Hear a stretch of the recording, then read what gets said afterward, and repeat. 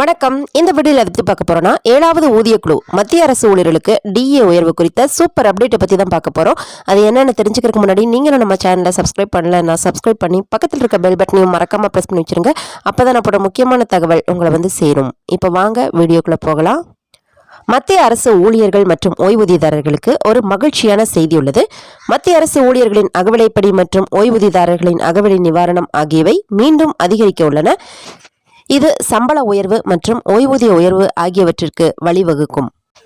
ஆண்டிற்கு 2 முறை, அதாவது ஜனவரி மற்றும் ஜூலை மாதங்களில் மத்திய அரசு ஊழியர்களின் அகவிலைப்படி மற்றும் ஓய்வூதியதாரர்களின் அகவிலை நிவாரணம் ஆகியவை அதிகரிக்கப்படுகின்றன. அந்த வகையில் ஜனவரி 2025க்கான அகவிலைப்படி உயர்வு பற்றிய ஒரு அப்டேட் இப்போது வந்துள்ளது. தொழிலாளர் அமைச்சகம் வழங்கும் அகவிலைப்படி உயர்வு விதிகள் அகில இந்திய நுகர்வோர் விலை குறியீட்டின் அடிப்படையில், அதாவது AICPA குறியீட்டு எண்களின் அடிப்படையில் மத்திய அரசு ஊழியர்களுக்கான டிஏ தீர்மானிக்கப்படுகிறது.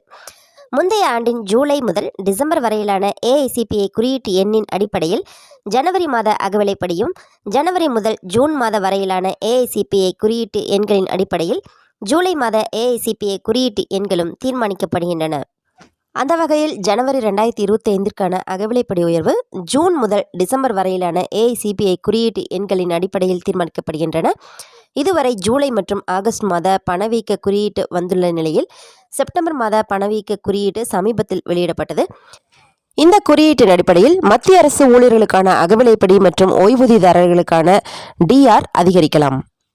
அகில இந்திய நுகர்வோர் விலை குறியீடு செப்டம்பர் 2024இல் 0.07 புள்ளிகள் அதிகரித்து 143.3 புள்ளிகளை எட்டியுள்ளதாக அறிக்கைகள் தெரிவிக்கின்றன.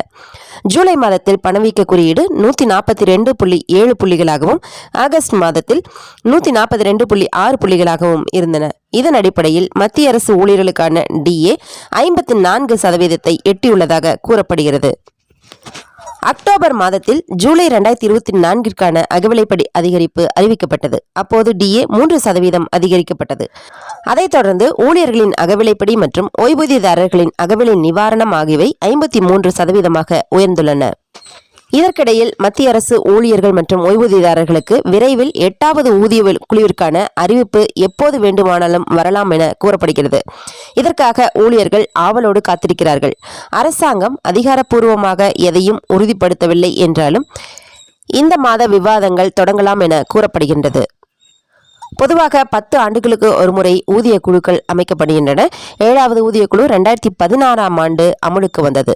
அந்த வகையில் 2026ஆம் ஆண்டு 8வது ஊதிய குழு அமைக்கப்படும் என்றும் அதற்கான அறிவிப்பு 2025ஆம் ஆண்டின் தொடக்கத்தில் செய்யப்படும் என்றும் நம்பப்படுகின்றது. கூட்டு ஆலோசனை குழுவின் கூட்டம் இந்த மாதம் நடக்க உள்ளது. இந்த குழுவில் மத்திய அரசு ஊழியர்கள் மற்றும் அரசின் பிரதிநிதிகள் உள்ளனர். இதில் 8வது ஊதிய குழு குறித்த உடன்பாடு ஏற்படும் என்றும் எதிர்பார்க்கப்படுகிறது. 8வது ஊதிய குழு அமலுக்கு பிறகு அரசு ஊழியர்களின் குறைந்தபட்ச மற்றும் அதிகபட்ச சம்பளத்தில் பெரிய உயர்வு எதிர்பார்க்கப்படுகிறது. இதில் அடிப்படை ஊதியம் ரூபாய் 18,000 ரூபாய் 34,500 உயரக்கூடும். இது சுமார் 52% அதிகரிக்கும்.